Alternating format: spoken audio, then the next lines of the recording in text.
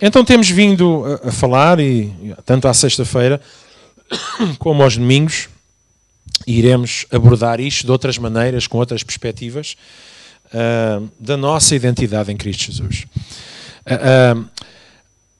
A luta, e eu espero que os irmãos percebam, não, para já porque é a vontade de Deus, e esta é a grande luta, na verdade, que acontece na nossa mente, é nós termos realmente uma nova identidade e somos uma nova criatura em Cristo Jesus, mas continuarmos a tentar, a sermos bombardeados a fim de continuarmos a acreditar que aquilo que somos na carne é que é a nossa identidade.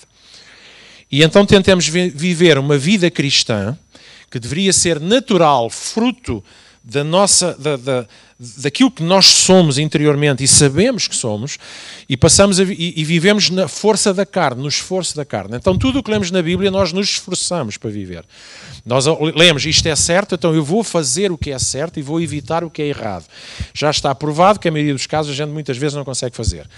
E muitas vezes este tipo de vivência causa-nos ansiedade, desgaste, frustração e mais desânimo, porque nós chegamos a uma altura que até desistimos de tentar fazer determinadas coisas porque sabemos que não somos capazes, a não ser que Deus faça um milagre.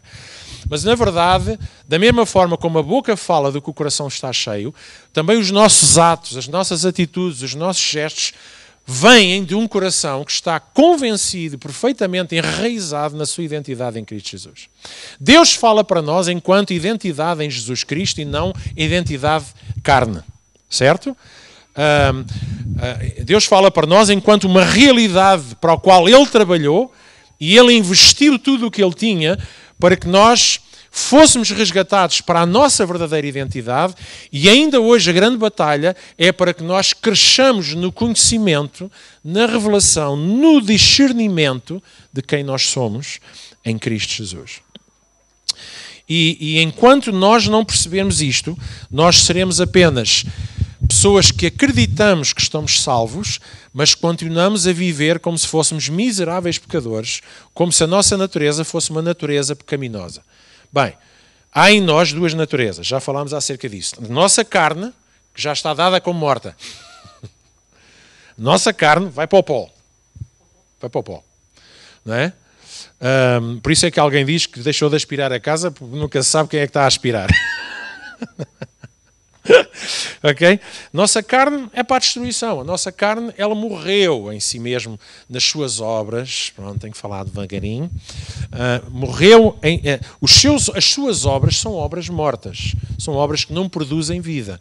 Portanto, quando nós pensamos em viver Cristo pela força da carne, nós estamos a tentar glorificar a Jesus com obras da carne mortas, que não produzem vida.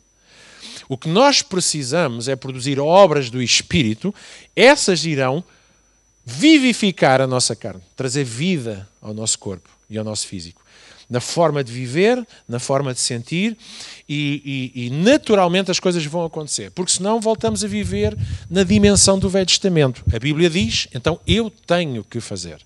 E nós tentamos viver Cristo pela força da vontade e pela capacidade da nossa carne. Resultado, muita frustração, muito desânimo, muito fracasso, muitas derrotas, porque quem tenta viver... Quem tenta transformar a carne pela força da carne, continua a acabar na carne. E eu gosto de carne. Não é? Eu gosto da carne. E como eu disse, todos os dias, gosto da carne de comê-la, não é? Mas, todos os dias nós somos, diariamente, a nossa carne diz quem nós somos na carne. Quando temos fome, quando temos cansaço, quando estamos irritados, quando nos dói alguma coisa. Hoje acordei aqui com uma dor. Orem por mim, irmãos. Está bem. Acordei aqui com uma dor, não é? Gente, meio azamboados. Nossa carne, ela testifica-nos, tu és carne. E por isso sentes isto, assim. Tenho fome, tenho sede, apetece-me, não é? As vontades. Paulo até diz que a nossa carne tem uma mente própria. Tem uma vontade própria, não é? Parece que quer ganhar a autonomia. Por isso, quando Deus diz, mas tu agora, para mim, tu foste resgatado dessa carne. Tu foste resgatado do poder que reinava sobre ti. Tu agora és filho. E tu vives numa dimensão espiritual. Então o que é que nos falta? Falta-nos alimentarmos. Nós temos esta velha máxima agora que é nós somos o que comemos. Não é? Vou ver se como o Bill Gates. Nós somos o que comemos. E é verdade, a gente quando come determinadas coisas, o nosso organismo produz resultados naturais. Não é?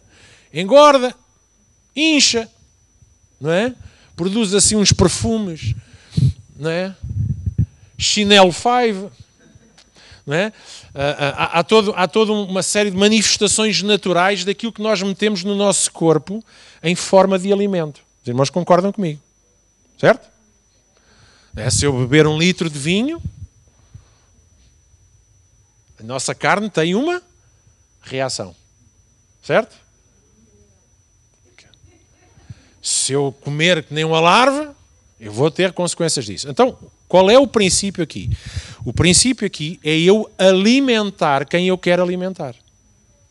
Da mesma forma, quando eu alimento a minha carne, ela tem manifestações, pode ser saudável, pode ser até ficar doente.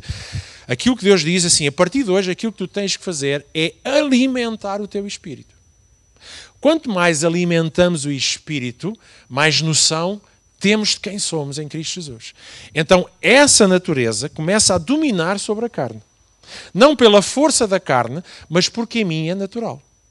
Por exemplo, se eu antes mentia, quando venho a Cristo e sei quem eu sou em Cristo, eu deixo de mentir. Porquê? Porque quando eu entrei na porta da igreja e levantei o braço para aceitar Jesus, logo a seguir, o pastor ou a equipa dos seus apóstolos chegaram-se ao pé de mim e disseram, agora não podes mentir. É feio mentir. Quem é de Cristo não mente. E nós saímos porta fora convencidos de que agora não podemos fazer certas coisas, correto?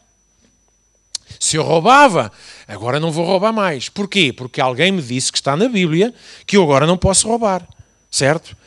Que eu agora não posso ter estes comportamentos que eu tinha anteriormente. O que é que nós estamos a dizer? Estamos a dizer à pessoa que ainda não sabe quem ela é verdadeiramente em Cristo, tens de começar a manifestar obras de Cristo quando ainda não estás convencido da tua identidade. Então a pessoa vai e por informação, e porque alguém lhe disse, ou alguém lhe empurrou, ou alguém lhe pressionou, a pessoa sai da igreja e tenta viver a sua vida de acordo com aquilo que é supostamente e é fruto natural da relação com Cristo, que vai demorar o seu tempo e vai crescendo à medida que nós nos alimentamos dele, vai tentar fazer isso pela sua força. E o que é que isto causou? Causou uma geração e gerações de cristãos fracos na sua ação, fracos na sua vivência, mas muitas vezes fortes na sua religiosidade, porque a sua religiosidade baseou-se em performance. Não, eu consegui ultrapassar esta fase, esta área da minha vida. Portanto, eu tenho um patamar de julgamento em relação aos outros. Mas quando eu conheço quem sou em Cristo e eu entendo quem sou em Cristo, então eu começo a alimentar a minha identidade em Cristo. E quanto mais cheio eu estou desta identidade em Cristo, as coisas a mim acontecem não porque eu penso, não, está errado fazer isto, não vou fazer, não, mas porque eu agora sou assim. Os irmãos percebem que as coisas manifestam-se do sou. Quem é Deus? Porquê é que Ele faz o que faz? Porque Ele é o sou. Eu sou assim. Porquê é que Deus ama? Porque Ele é assim. Porquê é que Deus nos quer bem? Porque Ele é assim. Não é uma questão de certo ou errado. Ele é assim. Alguém percebe o que eu estou a dizer? Porquê é que Deus perdoa? Porque Deus é assim. Porquê é que Deus galardoa as pessoas? Porque Ele é galardoador. Ele é assim. Tem a ver com Ele. Então, tudo o que parte da nossa vida em termos espirituais parte porque somos, não porque sabemos. O apóstolo Ted Danson, ele muitas vezes diz isso, o reino de Deus não é uma questão de estar certo ou errado, é uma questão de estar vivo ou morto. Então o nosso cristianismo não está baseado no eu sei que isto está certo, eu sei que isto está errado e eu vou tentar e vou-me esforçar para viver desta maneira. Não estou a dizer que não haja aqui um elemento sempre de vontade própria, mas as coisas na nossa vida são transformadas pela alimentação que damos à nossa identidade em Cristo Jesus. E por isso precisamos de gastar tempo com Deus, e quando eu digo em Deus, em pensarmos nisto, é refletirmos um pouco sobre isto, é nos alimentarmos, porque quanto mais, ou seja, vamos lá ver, era isso que eu queria dizer. Então porquê é que eu deixo de mentir, antes de mentir e agora não sou mentiroso? Deixei de mentir. Porquê? Porque eu agora sou em Cristo Jesus. Portanto, eu não deixo de mentir porque eu li na Bíblia ou porque alguém me disse agora não podes mentir, porque muitas vezes o que acontece é que as pessoas deixam mentir por fora, mas continuam a mentir por dentro.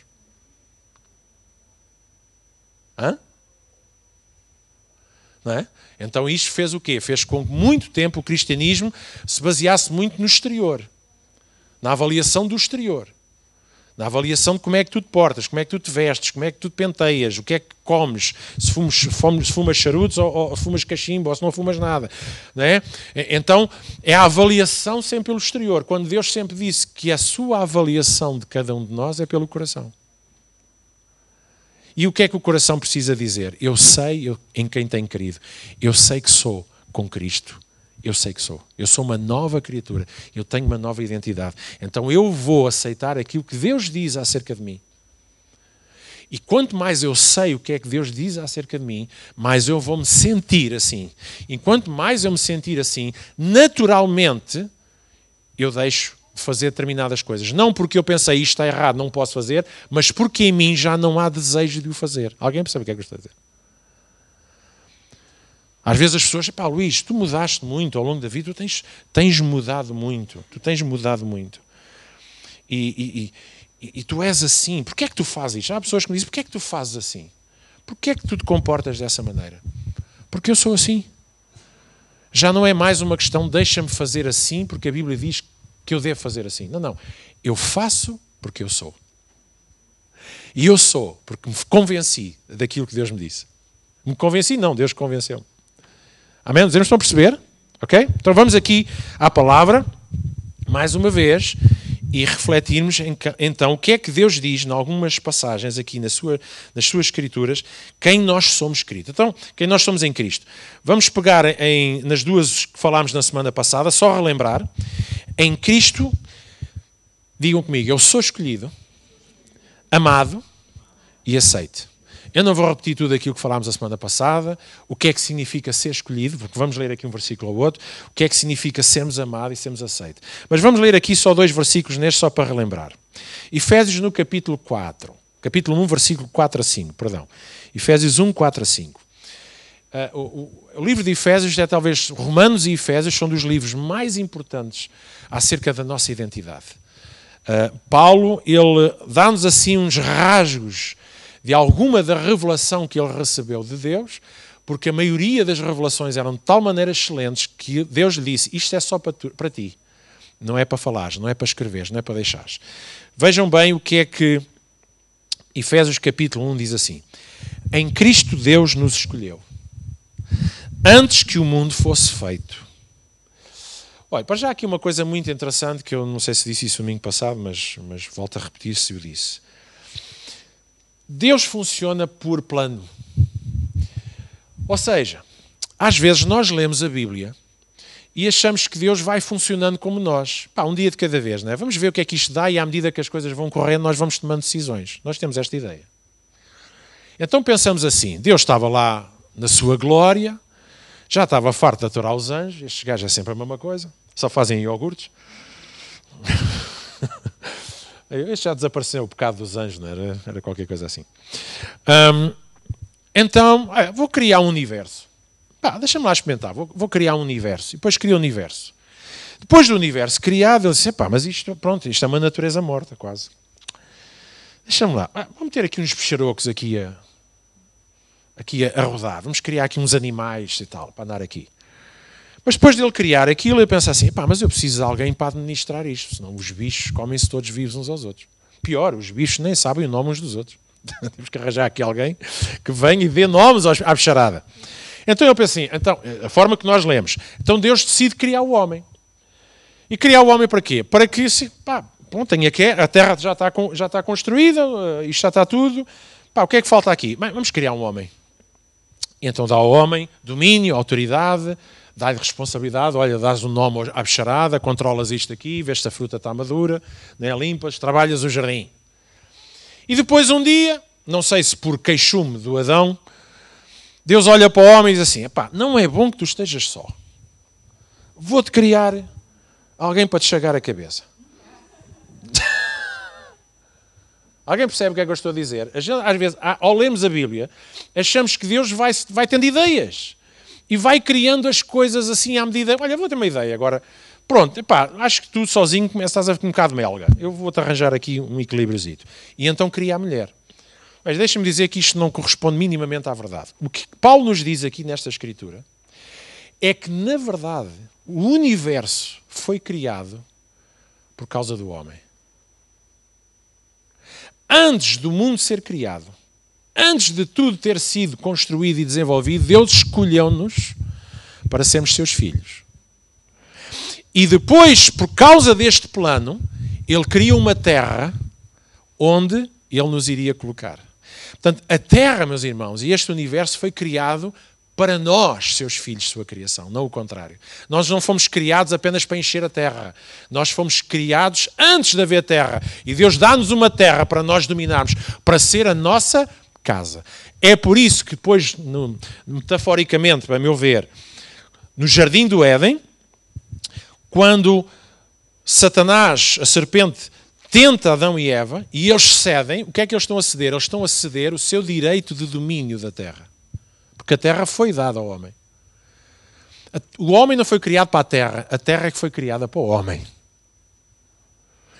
E só por aí, quando nós temos, se formos só pegar por aí, nós vamos pensar que, caramba, eu tenho vivido toda a minha vida a achar que a terra me vai engolir. Que tudo o que acontece nesta terra é maior do que eu. Vocês percebem o que é que eu estou a dizer? Paulo diz, nós fomos escolhidos, antes de tudo mais, nós fomos escolhidos para sermos seu povo, seus filhos. Nós não fomos obra do acaso, nós não fomos fruto de uma ideia que foi sucedendo. Deus, desde sempre, o seu plano. E desde sempre eu nem sei quanto tempo foi. Sei lá, quantas eternidades é que Deus já tinha isso como plano. De criar filhos, criar um povo, criar alguém que fosse casa, fosse família, com quem ele pudesse viver e partilhar a sua glória, a sua natureza, as suas riquezas. Este é o plano de Deus. Eu fui escolhido. Ele nos escolheu antes de tudo, por causa do seu amor. Aí está a nossa identidade. Aí está as razões, as motivações. Aí está aquilo que parte do coração de Deus em tudo aquilo que Ele faz, em tudo aquilo que Ele é. Por causa do seu amor, Deus já havia decidido nos fazer seus próprios filhos através de Jesus Cristo.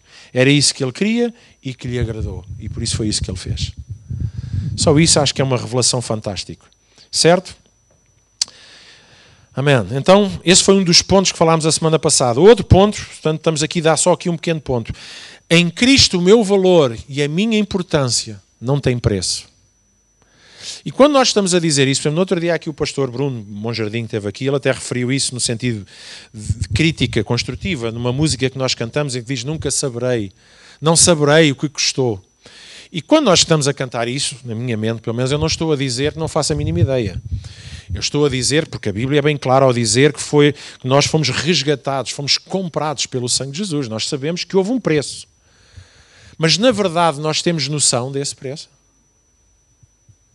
Se eu falar aqui com a Lídia e ela me tiver a contar uma situação da vida dela, eu posso tentar entender o que lhe está a custar uma determinada situação, mas só ela sabe. Se ela sabe a dimensão da sua dor, ou do seu sacrifício, ou do preço que ela está a passar, certo? Então, quando nós dizemos não tem preço, estamos a falar numa perspectiva humana. Não há preço nesta terra que pague ou que consiga dar-nos o devido valor. A única coisa que nos deu o devido valor foi a entrega de Jesus Cristo por nós. E nesse sentido, o meu valor e a minha importância não tem preço, não é quantificável nesta terra. Não há nada. Por isso Jesus disse em 1 de Pedro, capítulo 1, versículo 18, nós fomos resgatados do nosso modo de vida inútil, porque é viver para a carne, que nós tínhamos aprendido, mas depois diz, mas nós não fomos resgatados por prata ou ouro. Portanto, esqueçam, não há valores quantificáveis, calculados, imaginados nesta terra. Nós fomos comprados com o precioso sangue de Jesus Cristo. Vida, amor, está tudo ali, na pessoa de Jesus Cristo. Deus amou de tal maneira, deu o seu único Filho. E aqui, meus irmãos, a gente, ainda assim, tentamos trazer isto para uma contabilidade meramente humana.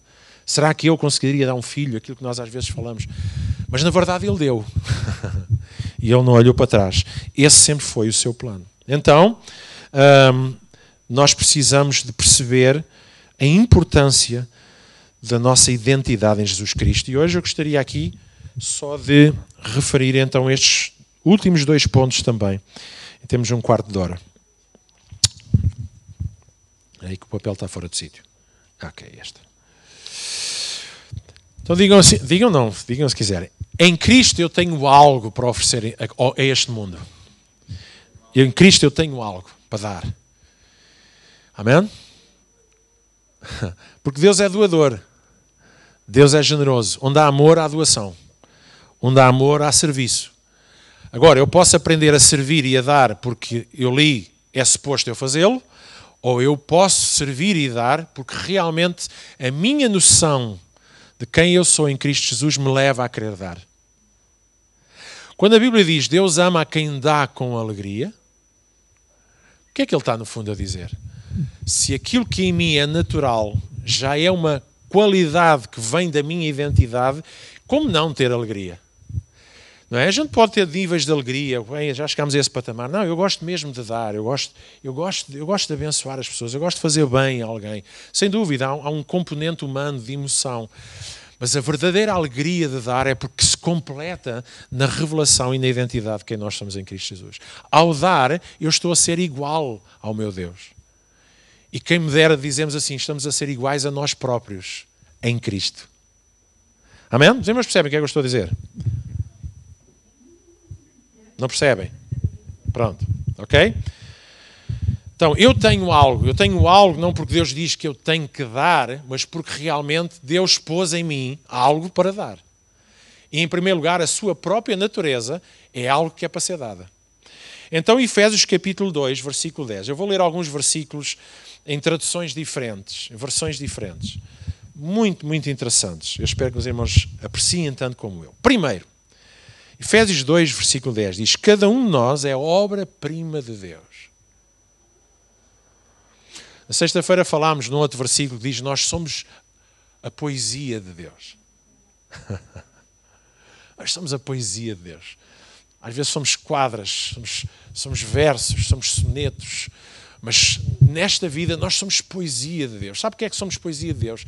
Porque à medida que vamos tendo a noção de quem somos em Cristo Jesus, a nossa vida, ela começa a ser como que a pena de Deus a escrever diante deste mundo os seus pensamentos, os seus sentimentos, aquilo que Ele revela. Paulo fala acerca disso, nós somos as cartas vivas de Deus.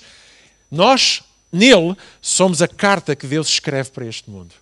E quando nós dizemos isto, muitas vezes foi dito como uma forma de nós percebermos, eu tenho que comportar-me de acordo, porque as pessoas, eu sou a carta viva para Deus. Mas, meus irmãos, volto a dizer, se isso é fruto da carne, não é carta nenhuma. Pode ser uma carta morta. A carta viva, meus irmãos, é nós respirarmos Cristo, pensarmos Cristo, sentirmos Cristo, estamos tão convencidos de quem somos em Cristo Jesus que a nossa vida, à medida que vai flutuando e vai fluindo nisto, ela se transforma naquela poesia em que diariamente Deus escreve poemas através da nossa vida. E é verdade que os poemas só os poetas é que percebem. Aliás, há quem diga que, aliás, os poetas, na verdade, são tradutores das poesias. Agora ele diz, cada um de nós é obra-prima de Deus. Ou seja, não só no nascer de novo, como na obra que Ele em nós está a completar. Ele diz que Ele é fiel para completar essa obra. Qual é a obra que Deus quer completar em nós? Meus irmãos, esta ideia de que Deus vem à nossa vida para recaustar a nossa vida física, nossa vida carnal, para nos tirar, para impedir que a gente deixe de fazer determinadas coisas. Deus não transforma de fora para dentro. Deus transforma de dentro para fora. A obra que Deus está a fazer na nossa vida é esse convencimento de quem nós somos em Cristo Jesus. E diz, Ele nos criou em Cristo Jesus para fazermos coisas boas que Ele planeou com antecedência para fazermos com as nossas vidas. Ora bem, quando nós lemos isto, pensamos assim, ok, Deus planeou, eu tenho que fazer. Não, mas o que Deus está a dizer é que no chip, Deus está a falar é que na natureza que Ele pôs em nós, essa natureza já traz em si esse código genético de percepção, de propósito, e que naturalmente coisas boas vão sendo feitas e nós vamos ser levados por caminhos bons para onde Deus nos vai levar e nos vai dar oportunidades e nós normalmente vamos fazer coisas boas.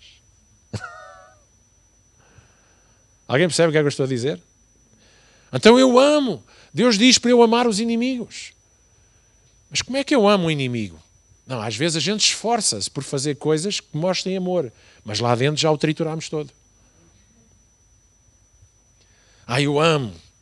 E às vezes, não, eu vou amar os meus inimigos porque Deus é amor, eu tenho que amar, não é eu amo naturalmente, eu tenho que amar. E quando tenho que amar, há alguém que está diante de mim a tirar-me do sério e eu consigo amar durante 5 segundos. Pelo menos tentei. Já não é mau. Mas passa 5 segundos e eu já esqueci o amor do Senhor. Porque estas coisas não se vivem porque nós queremos fazer. Não, isto vive-se porque é natural nos nossos corações. Alguém percebe o que é que eu estou a dizer? Ok? Mas a música é boa, não é mau. Ok? Então, essas obras significa que eu, naturalmente em mim, vou ter capacidade e a percepção de fazer coisas boas. E de agir como Cristo. Amém? Mas isso é natural. Em Colossenses capítulo 2, versículo 9 a 10, diz assim, e este versículo nesta tradução parte-me todo. Porque diz assim, em Cristo há tudo de Deus num corpo humano. Hã? Noutras versões falam plenitudes, não sei o quê, não sei o que mais, e a gente aquilo passa-nos ao lado. Deixem-me dizer isto. A nossa carne para Deus é tão insignificante, no sentido de importância de identidade, não é nada, que Ele decidiu fazer de nós realmente a habitação dEle. E Ele, quando veio habitar em nós, Ele veio com tudo. Nós, acho que ainda é um bocado fruto da nossa história. Nós ainda temos uma série de músicas, ainda temos algumas expressões como vamos buscar o Senhor. Mas vamos buscar o Senhor aonde? Parece que estamos a dizer, vamos buscar lenha. Ali, algo large, temos que ir ali buscar o Senhor. Eu tenho que ir buscar o Senhor. Não, na verdade a expressão buscar hoje é mais no sentido de procurar, de dar atenção, porque Ele já está em nós com tudo. E quando nós temos percepção disto, nós deixamos de remeter. Mas isto é muito ainda fruto dessa velha mentalidade cristã, dualista. Eu sou filho de Deus, mas também sou pecador. Não se percebe. Então um dia eu sinto-me filho de Deus, o outro dia já me sinto um monte de lixo. Um dia eu já mereço o céu. No outro dia eu estou a pedir ao Senhor, por favor, não me mates, não me destruas. Não existe essa dualidade. Deus olhou para nós, viu e vê a nossa dimensão humana e ainda assim Ele veio até nós. Ele nos deu uma nova natureza interior e Ele veio habitar. E diz que tudo, eu acho isto fantástico, em Cristo há tudo de Deus num corpo humano. Ora, se eu estou em Cristo, neste corpo que é humano, há tudo de Deus. O que nós precisamos é de cada vez mais perceber o que é que está em nós. A quantidade, a dimensão. E depois diz, então, tu tens tudo quanto tem Cristo. Eu gostava de ouvir um amenzinho. Nem que tragam aquelas buzinhas. Só para dar aqui um. Em Cristo há tudo deles em corpo humano, então tu tens tudo quando tens Cristo.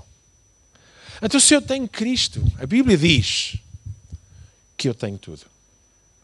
Mas eu ainda me custa ver isso. Eu custa-me acreditar. Logicamente, essa é a guerra. A gente tem muita dificuldade em acreditar nisto. Então qual é a guerra? A guerra aqui é eu alimentar a minha mente, o meu espírito com aquilo que Deus diz acerca de mim e começar a acreditar. Começar a crer e começar a desenvolver a minha mentalidade e o meu sentir à volta disto. E tu, continua no versículo ainda, e tu estás cheio de Deus. Estás cheio, estou de sono. Estás cheio, sinto fome. Estás cheio de ansiedade. Estás cheio de tudo e mais alguma coisa. Nós estamos sempre cheios de tudo. Porque essa é aquilo que a natureza carnal nos transmite. E a natureza espiritual diz-nos o quê? Diz que nós estamos cheios de Deus. Mas eu não sinto Deus. Eu não tenho nenhum arrepio na espinha. Eu não ouço vozes. Mas não, ou queremos ou não queremos. Eu aceitei Jesus, aceitei a oferta dele, na verdade ele aceitou-me primeiro. Eu apenas acreditei e criei. Eu recebi Cristo na minha vida. Se eu recebi Cristo na minha vida, ele veio habitar em mim. E se veio habitar em mim, veio com tudo o que ele tem. E fez-me uma pessoa cheia de Deus. Eu sei que isto é complicado, porque a nossa mente muitas vezes está cheia de outros pensamentos, a nossa carne sente uma série de outras coisas, porque é aquilo que nós alimentamos. Mas quando nós tiramos tempo para alimentar o nosso espírito, nós começamos a dizer, estou cheio de Deus. E quanto mais acreditamos nisso, mais ousados e naturais nós vamos ser na evidência e na manifestação desse caráter de Cristo em nós. Então, tu estás cheio de Deus através da tua união com Cristo e Ele tem autoridade sobre todos os outros poderes. O que significa que se nós temos tudo o que Cristo tem, se nós estamos cheios de Deus, se nós somos Cristo nesta terra, significa que também nós temos poder e autoridade sobre os outros poderes. Os irmãos entendem isto? Entendem o que está escrito, não é? Aqui dentro é mais complicado. Mas nós precisamos de gastar tempo a perceber isto. Em 2 Coríntios, no versículo 3, capítulo 3, versículo 5 a 6, diz: a capacidade que nós temos vem de Deus. E vem de Deus aonde? Lá de cima? Não, já está em nós. Certo? 2 Coríntios, capítulo 3, versículos 5 e 6. Numa tradução diferente diz: a capacidade que temos vem de Deus. Foi Ele quem nos tornou capazes de servir ou de viver a nova aliança que temos com Ele. Meus irmãos, é tudo em Cristo. É tudo nele, através dele. Nele eu existo, nele eu me movo, nele eu respiro. Quando nós chegamos a este patamar de percebermos que somos o que somos em Cristo e não noutra coisa qualquer, tudo ganha uma dimensão e uma percepção diferente. Aquilo que eu sou hoje, eu sou em Cristo. Este Luís Miguês é um Luís Miguês que vive em Cristo. E também tem cenas da carne, também tem as suas malandragens ainda. E muitas vezes, já falei há bocadinho isso, há coisas que vão sendo transformadas na nossa vida. Não pela força da vontade, eu tenho que ser assim, não, mas porque Deus realmente transformou-nos de dentro para fora. Eu estou a dar o meu exemplo, os irmãos poderiam dar os vossos, e não estou com isto a trazer nenhum louvor, nenhum crédito ao meu esforço, porque é mesmo graça de Deus. Por isso é que quando nós enfraquecemos na carne, Deus fortalece-nos pela sua graça no nosso espírito. Mas quando eu ouço às vezes pessoas dizerem: pá, Luís, tu estás diferente, tu mudaste. Tu, né? Alguns até dizem: houve aí um upgrade. Mas não foi esforço da minha carne, eu não fiz nada para isso.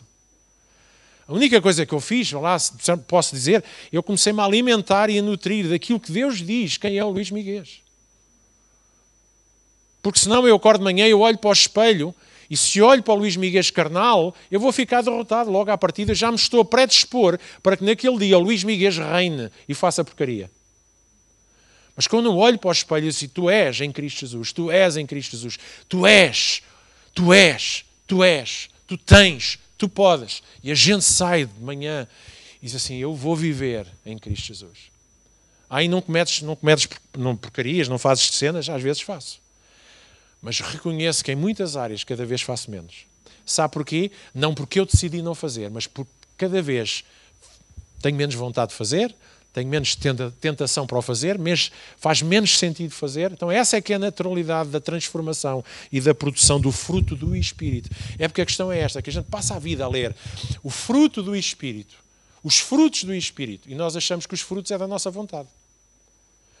O fruto da mansidão é do Luís Miguês ou é do Espírito? Mas eu vou-me esforçar para ser manso. Não faças isso. Porque estás a convencer alguém que és manso e depois de repente podes virar um touro enraivecido. Mas eu vou ser... Eu vou ser longânimo, vou conseguir, com muito esforço eu vou manter o meu ânimo por longo tempo. Nada disso. Isso é o teu esforço. Vais falhar. O que nós queremos é fruto do Espírito. Eu quero ser manso porque o Espírito me transformou. Eu quero ser pacífico porque o Espírito me transformou. Eu quero ser verdadeiro porque o Espírito me transformou. É uma mudança e uma realidade que vem da minha identidade em Cristo Jesus. Não tem nada a ver com o esforço de Luís Miguês em ser melhor cristão. E nós precisamos de entender isso. Amém? Filipenses capítulo 4, versículo 13, e já vou terminar. Tenho força para todas as coisas. Aquele versículo que nós dizemos: tudo posso naquele que me fortalece. Esta tradução diz, é a versão amplificada: tenho força para todas as coisas em Cristo. A expressão em Cristo está lá sempre. É só em Cristo, fora dele, esquece. Em Cristo que me fortalece. E estou pronto para qualquer coisa por aquele que infunde força interior em mim. Amém? Eu posso todas as coisas porque ele infunde em mim, dentro do meu interior. Não vem lá de cima de um balde de plástico. É dentro de mim que vem essa força. Força interior. E depois este versículo termina dizendo assim. Como é que eu ando? Aqui. Eu sou autossuficiente. Os alarmes, as sirenes, todo. Cuidado, humanismo, autossuficiência humana, contrária, não é? Uma vida cristocêntrica. Mas Paulo continua a dizer isto. Eu sou autossuficiente na suficiência de Cristo. Há Cristo em mim, há suficiência. Se há suficiência, eu me nutro dessa suficiência, logo sou autossuficiente na minha vida espiritual, mas essa autossuficiência porque eu e Cristo na verdade sou um. Alguém percebe o que é que eu estou a dizer? Eu sei que se calhar não se entusiasma muito, se calhar é muito pesado para de manhã, temos pena. Ok? Em último lugar, e só para terminar rapidamente, em Cristo eu sou totalmente perdoado. Mas ainda aqui só... Não, já li os versículos todos. Em quarto lugar, uma característica de quem eu sou em Cristo. Em Cristo eu sou totalmente perdoado. E esta é uma das grandes lutas dos cristãos, é que vivem constantemente à procura do perdão. Porque lá está, vivem com base na sua natureza carnal. Ora, com base nisso, a gente estamos sempre a sentir que precisamos de ser perdoados e pedir perdão. Na verdade, quando nós cometemos falhas, Jesus, ele nos diz o seguinte: se tu sentes que culpado ou sentes que fizeste alguma coisa errada, então Jesus é o teu advogado, confessa os teus pecados a ele e ele vai te justificar. Correto? Mas deixa-me dizer o seguinte: o problema dos pecados serem confessados não tem a ver com Jesus não estar a viver em perdão connosco. É para que nós não nos deixemos desfocar da nossa identidade em Cristo.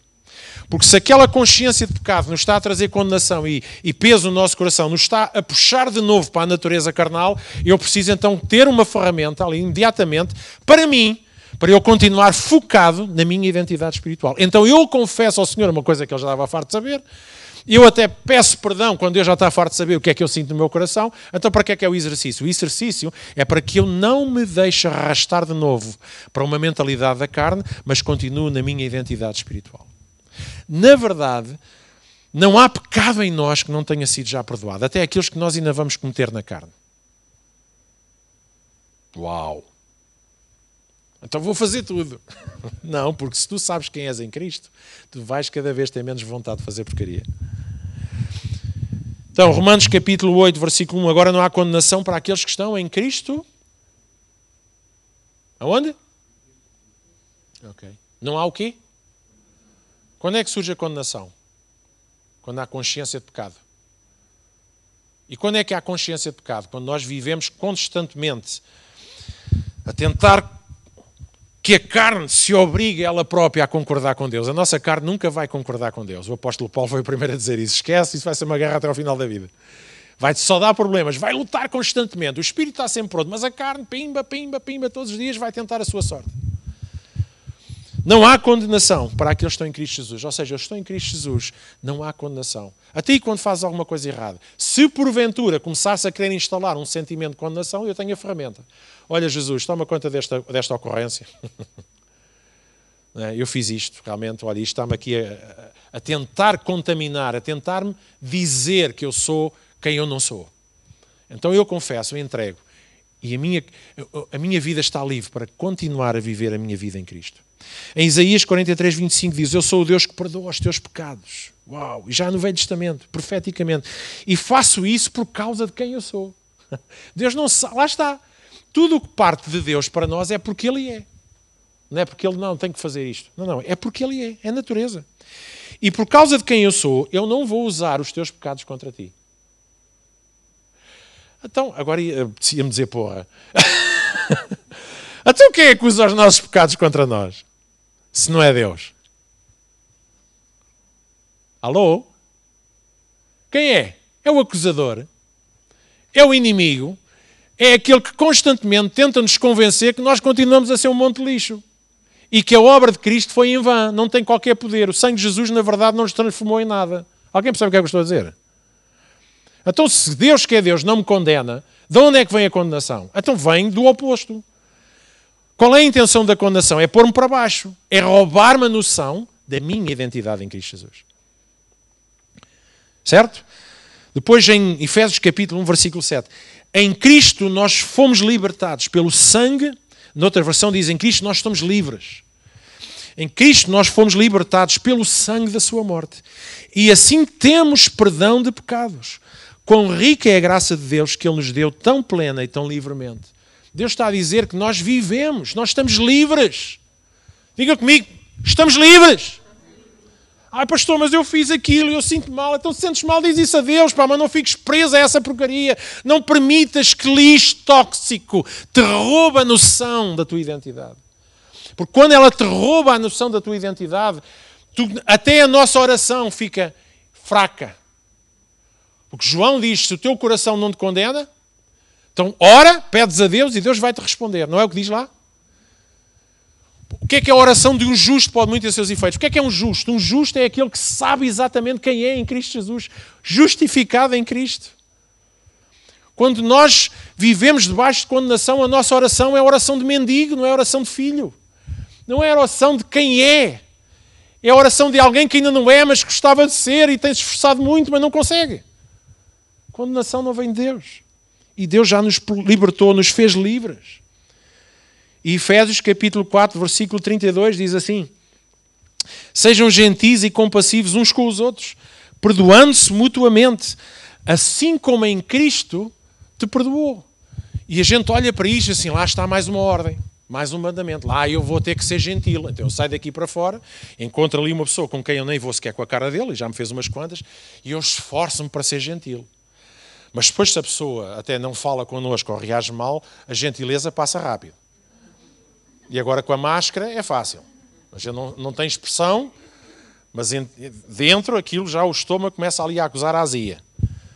O que é que ele está aqui? Ele não está a dizer, vocês agora têm que ser gentis. Não, ele está a dizer, se estás em Cristo e percebes e recebeste em ti, sem dúvida, está aqui?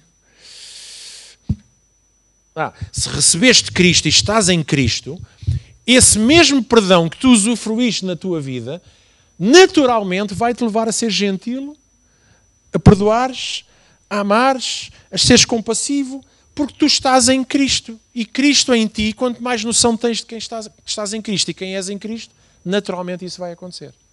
Porque senão voltamos ao mesmo, é esforço da carne. E por fim, o versículo mais conhecido e falado. Quando alguém está em Cristo,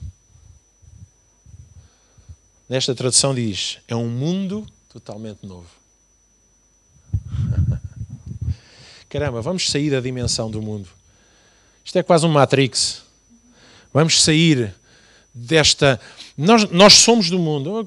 Vocês percebam, nós não somos do mundo, mas nós estamos no mundo. Ou seja, a nossa natureza é uma natureza da eternidade, é uma natureza divina.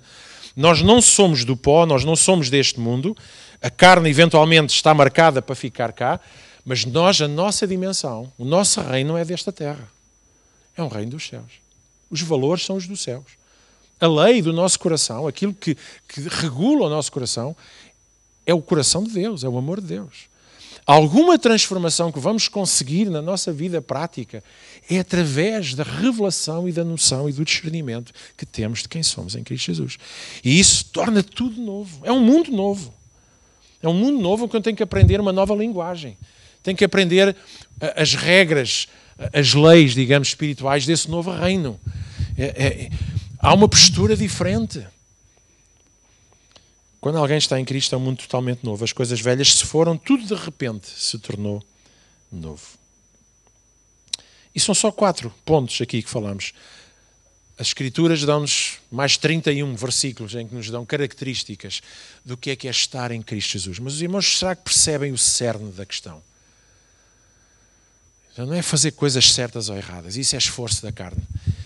É nos focarmos na batalha pela revelação e discernimento da identidade. E por isso eu recomendo os irmãos, não em forma de reza, mas fazer essa oração diária com Jesus. Dizer: Senhor, abre os olhos do meu entendimento, dá-me discernimento, espírito de revelação e sabedoria. Revela em mim cada vez mais a profundidade, a largura, a altura, o comprimento desta dimensão. Leiam lá Efésios capítulo 1, está lá a oração de 1 ao capítulo 2 de Efésios, está lá a oração de Paulo. Vejam o que é que ele diz especificamente. Ok, temos 2 minutos até ao 12:30. Deixem-me só ler esse versículo que eu acho brutal. Pode ser? Vocês hoje não dizem nada, caramba. Está tudo desejoso. A carne está aí a mandar vir, não é? A carne está aí a mandar vir. Ora bem, temos aqui Efésios. Aqui. Isto agora.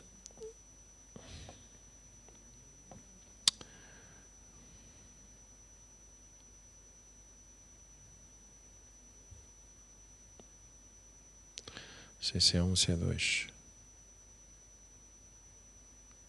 Ok, é aqui sim. Capítulo 1.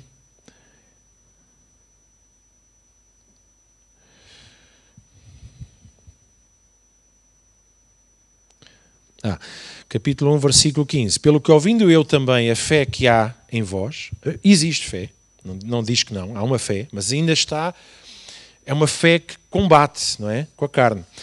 Eu por isso, e o vosso amor, a fé e o vosso amor que há entre os irmãos, eu não deixo de dar graças por você. Eu dou graças por cada irmão, ainda apesar daquilo que temos para alcançar. E diz: e não cesse de dar graças a Deus por vós, lembrando de vocês sempre nas minhas orações. E lembro de vocês nas minhas orações para quê? Para que vocês sejam bem comportados. Para que vocês façam tudo certinho. Não. Para quê? Para que o Deus nosso Senhor Jesus Cristo, o Pai da Glória, vos dê no seu conhecimento o espírito de sabedoria e de revelação, tendo iluminados os olhos do vosso entendimento. Para quê? Para que saibam. Para que conheçam.